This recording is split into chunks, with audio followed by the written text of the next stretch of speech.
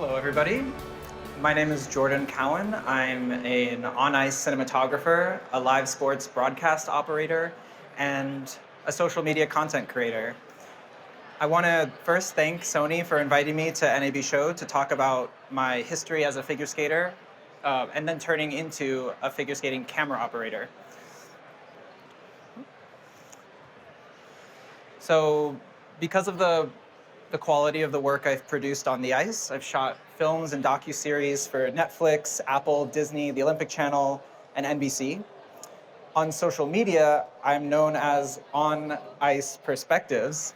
My channel features upcoming skaters from around the world. It has a combined 2.7 million followers, and it gets about 150 million views a year. This February, my work went viral when I was hired by Olympic Broadcasting Services to become the first ever live figure skating camera operator for the Olympic Games. In 12 days of competition, I brought every skater onto the ice, captured their bows after every performance, filmed them receiving their medals, and skated alongside them in the exhibition gala, all live for the world. So to give an idea of what a shot on the ice looks like, let's watch Amber Glenn performing in the Team USA naming ceremony at the US Figure Skating Championships.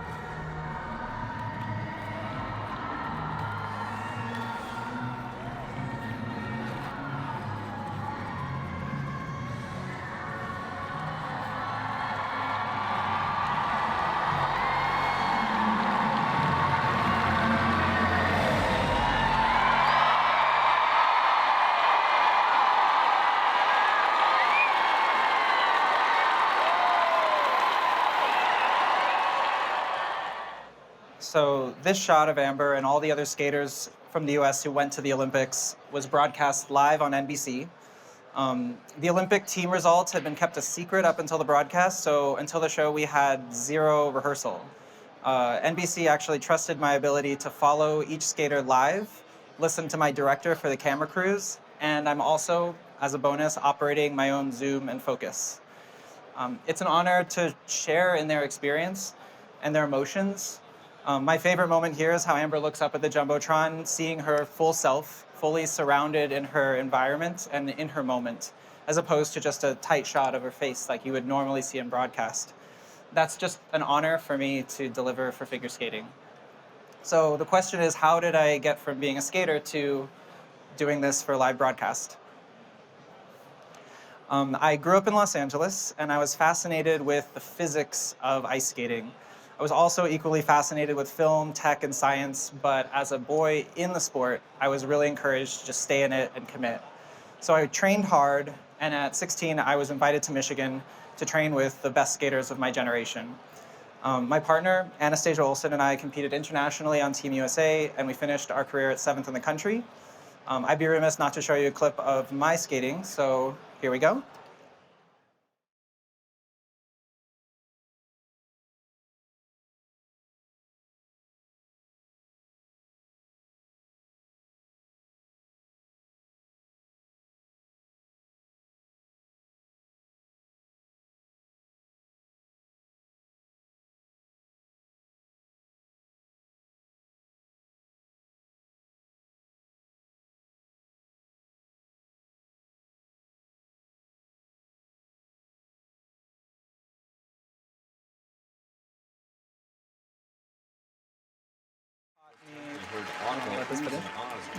Skating taught me several skills that I use now as a camera operator.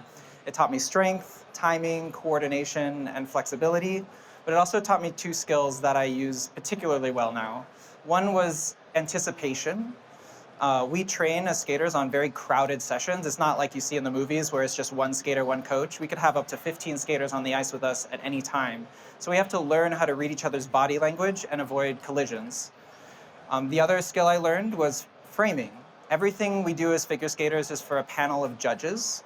They're judging us both technically and artistically. So everything has to be choreographed specifically for their points of view. So we learn how to visualize our shape, our lines, and our composition. And therein lied my frustration with competition videos like this. In person, the audience can sit at any angle and your brain kind of can see the intended shape of the figure skater, but on video, what you see is what you get. If a lens or an angle misses it, it's gone. So especially when the camera zooms in too close at the wrong time. So that's why I and many skaters of my generation just sort of hated watching ourselves on video. I know Olympic champions who have never once watched their winning performances. And again, for such an artistic sport, the current presentation felt sterile and flat. Meanwhile, on social media, this was 2018 at the time, skaters were taking charge of the camera. They were placing their phones on the boards as close to the action as possible, even choreographing new routines to fit within the frame. So previously underrated skaters were now taking control of their own audience, building buzz and engagement without federation or major media support, sometimes outperforming international champions online. This felt like a huge deal for a niche sport with an older traditional audience, but the quality of phones was still limited. If I could make the quality just a little bit better, maybe more consistent, maybe my work could stand out. So in 2018, I started On Ice Perspectives as kind of a personal project. I vowed to make one video a day for a month and see where it took me. I was a total beginner as a filmmaker. I learned from YouTube how to edit. I bought an action camera, put it on a tiny little gimbal because I didn't want to be afraid of it falling and breaking. But because it had a fixed focus lens, I also didn't have to worry about focus. So I could concentrate on framing, composition, and of course, staying out of the skater's way. I reached out to skaters I used to train with. I asked their coaches if I could film them on training sessions. And this was one of those videos that clicked. This is future Olympian Nathan Chen practicing for Stars on Ice 8 years ago. I experimented with stabilization and keyframing. And then, at the time, the quality was good enough for Instagram Square videos, but editing this by hand took a lot of time and effort, and I dreamed someday I would be able to zoom the image live instead of doing it in post. Social media kind of became my laboratory, and to test these new ideas and these new visual languages. And pretty soon, I got my first big break. So because my work was really giving you the fluidity of ice skating, I had two documentary filmmakers come and find me, and they were doing a documentary on LGBTQ figure skaters in New York. They were questioning themselves constantly, how are we going to follow these skaters and really give them the story they deserve? So they reached out to me. They asked me to be their on-ice cinematographer. They said they needed a camera that could shoot in 4K. They needed a camera that had dual card slots, that could match their Sony FS5, that shot an S-Log. All of these things were brand new to me. Again, I was coming from action camera world. But it was kind of the perfect timing because I had just watched Sony release their A7 III, and that camera was a total game changer. I told them, if you buy this camera, this lens, and this gimbal for me, I'll shoot your documentary. And that's how I got my first camera. Kind of as a perfect round trip story. Earlier this year, this documentary finally came out on The New Yorker, so we're going to watch a teaser for it now. In elite skating like the Olympics, there is a rule, and I quote, "A pair must be one man and one lady." Skating is grounded in a don't ask, don't tell culture.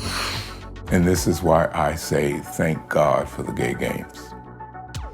The gay games saved my life. The gay games gave me me.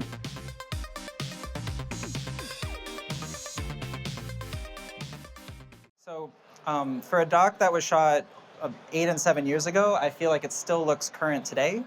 In fact, it just won this past week the Audience Choice for Documentary Short at the Sedona Film Festival. So I want to thank those filmmakers for reaching out to me and getting a start on my career. So let's talk a little bit more about this camera that I use to shoot all of my social media on now. At the time, it was very groundbreaking, 4K, full frame, face tracking autofocus. It had amazing low light for shooting in dark ice rinks, and I could shoot slow motion at up to 120 frames a second. The autofocus let me still shoot like it was an action camera. I didn't even know at the time what a focus puller was. I could just throw myself inside of a routine and concentrate on being out of their way. And this quality, it really set my work apart. But at the end of the day, these were just training videos in regular rink lighting. How could I get out there and film actual live performances? So, so I connected with the show in the UK called Dancing on Ice. It was a huge ITV show. It had been running for 10 years. Basically, it was like Dancing with the Stars on ice. They pair a celebrity with a professional skater, and they give them 4 months to learn how to skate together before performing in front of 8 million people live. ITV had been looking for a Steadicam operator who could skate and make the celebs look faster. I told them I'm a skater who can camera operate. I showed them my portfolio, and that became my first professional broadcast job.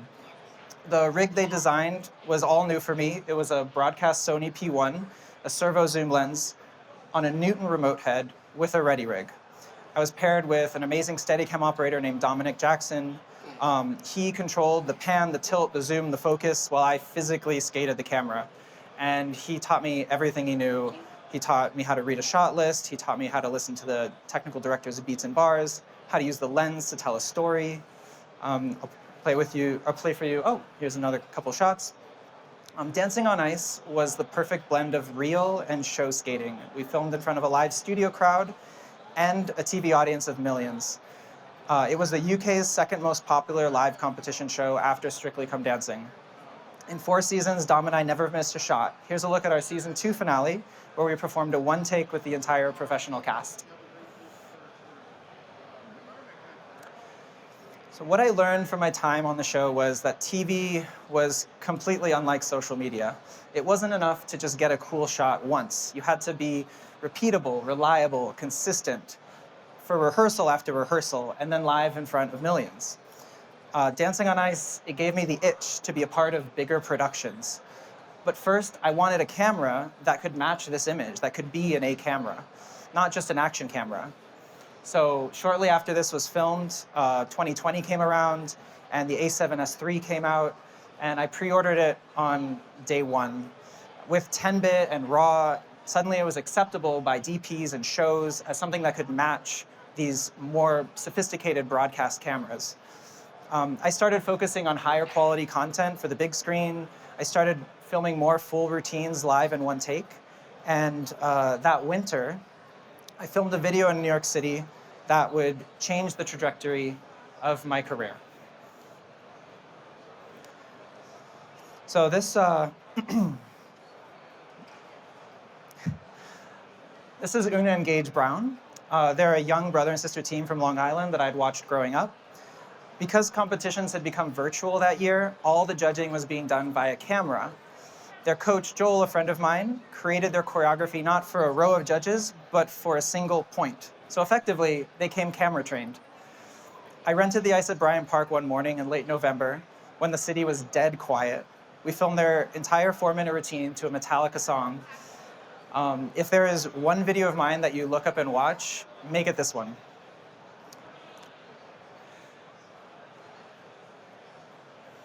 Now, this, because I choose to keep skaters' music, I choose to play the music that they come with. I can't monetize their views like a traditional YouTuber, but it keeps me hungry for work outside of social media. This video, at 32 million views, it caught the attention of so many directors who wanted to know how I shot it. One of them was Matthew Vaughn, and his second unit director, the legend Brad Allen. He was a fight coordinator who sparred with Jackie Chan in his movies. Matthew and Brad were fascinated with how I shot this, and they had this wild pitch. Brad wanted me to help him create a previs for an oil fight scene in a new movie called Argylle. They wanted real skating moves to look as fast as possible, shot on the ice with a real skater. This was the job of my dreams. Without a spoiler alert, but I can just tell you, the ice skating was tough. 3, 2, 1, action!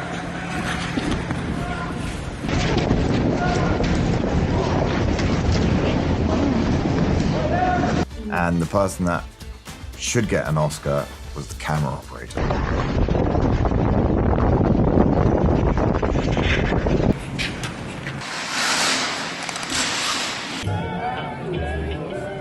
He was just ice skating backwards. And stop. Stop.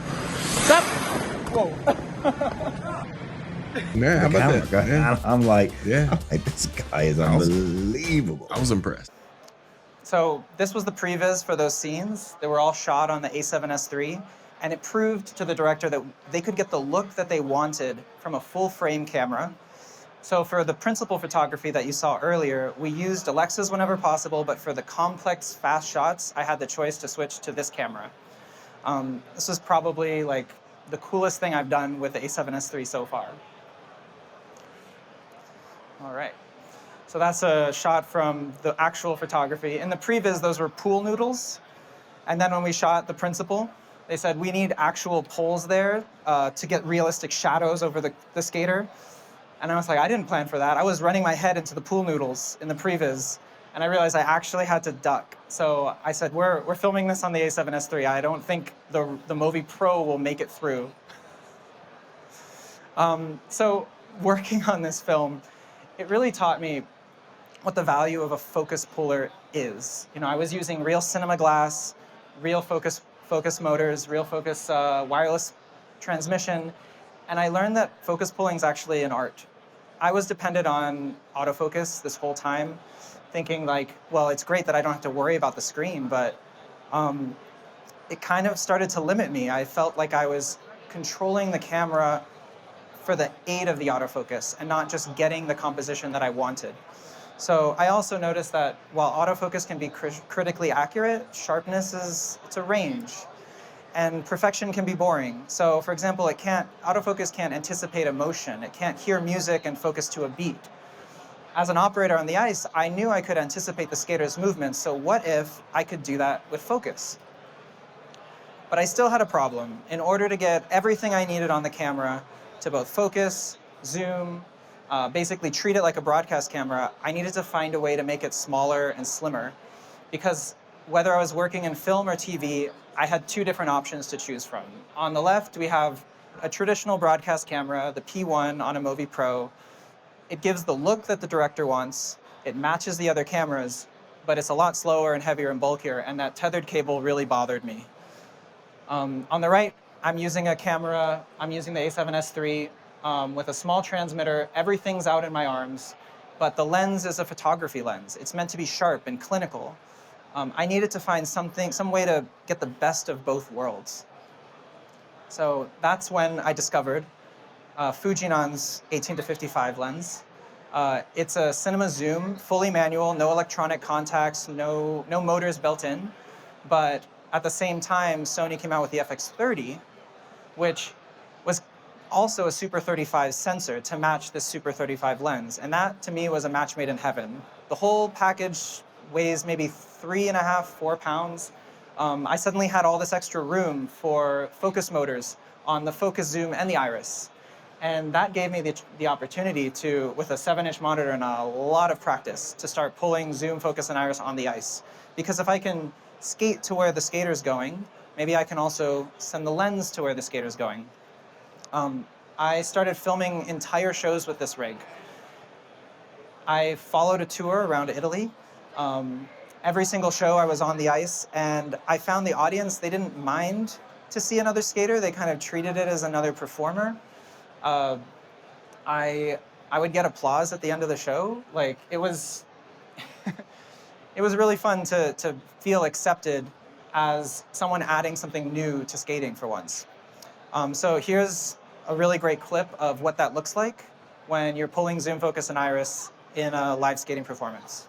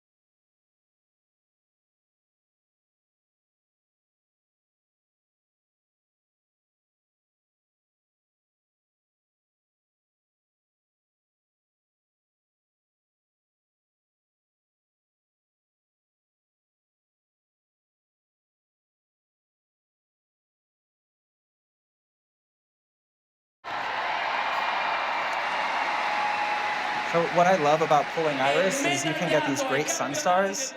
That's at like f8 to f10. Autofocus traditionally struggles at apertures that small because the depth of field can get so deep. But this is how you get that broadcast look. I realize that this still looks cinematic and broadcast at the same time because I think broadcast can be less about what the image looks like and more about the restraints in the camera movement that you see. So yeah, the other thing about pulling iris, the spotlights are changing. You can brighten and darken the image before the spotlights have a chance to actually get there. So this is how my skating filming became more anticipatory and less reactive. Like Wayne Gretzky said, you skate to where the puck is going. And I was using the lens to anticipate where the skater was. I knew there was one extra step to this, and that was adding the wireless features to bring it into live broadcast. So by adding a wireless transmitter and a cyan view unit, now my rig could be controlled by the truck. Production is no longer needed to rent a P1 and a Movi Pro. I could provide just a turnkey package, which was really essential to a lot of figure skating broadcasts because they weren't used to using wireless cameras. NBC approached me about shooting the US Championships in January a few years ago. And what they said was, we don't just want to have you for the exhibition gala. We want you to be integrated even more into the competition. Now, I stopped them at having me actually on the ice with the skaters as they competed. But every other moment, from the moment they took to the ice, to the moment they got their bows, received their awards, and skated in the gala, I got to be on the ice for all of it. And here's an example of what that looks like.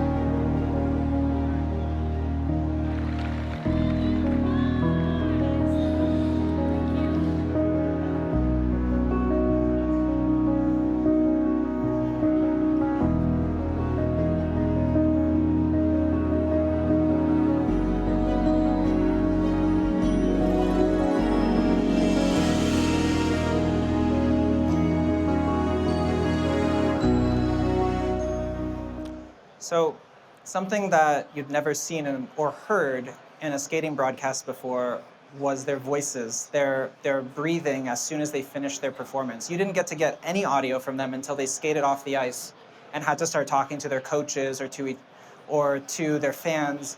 This was a moment we'd never seen before in my sport, which is their true reactions of that triumph of victory, agony of defeat. And these moments became the intercommercial highlights. These, again, things that skating had never been able to produce before. And for me, it just felt like a full circle moment to be back on the ice again. And it was my ultimate test before the Olympics. So all of this comes to a head when the broadcaster of the biggest sporting event ever reaches out. They wanted never-before-seen skating angles. I got to provide my own equipment. And because I didn't have to wear the tethered backpack, I had a skating costume designer make me a bespoke suit worthy of Milan. And that is how you wind up with viral moments like this. Alyssa Liu just skating the perfect program of her life and yelling to the camera. Does anyone know what she said? That's what I'm talking about. This was all because there was someone on the ice with a camera, a lens, and a microphone that she trusted and that everyone felt was safe. So where do I go after the Olympics? Well, I find my skills translate to filming other sports too. For the past 3 seasons, I've had the privilege of working at Madison Square Garden for the Knicks and the Rangers. I actually just got in from the Knicks game 1 last night. And I get to run out with the players onto the court. I get to skate out for presentations. And my favorite, which is filming the halftime intermission performances. It's like my mini Super Bowl halftime show. What I love is that I'm there for the in-person audience. I'm there to enhance their experience and not to block it. But those same shots can help and be used by the TV broadcasters as well. And that to me is the future, kind of a hybrid approach of camera operators who are able to do both for the in-house and people who aren't there in person. We had Fat Joe for Game 1's halftime performance with lasers all around him. It was pretty cool. All right, so that's me. That's me, what I do with figure skating. I look forward to filming more sports, working for more broadcasters, but I'll always bring my skating instincts with me. Thank you.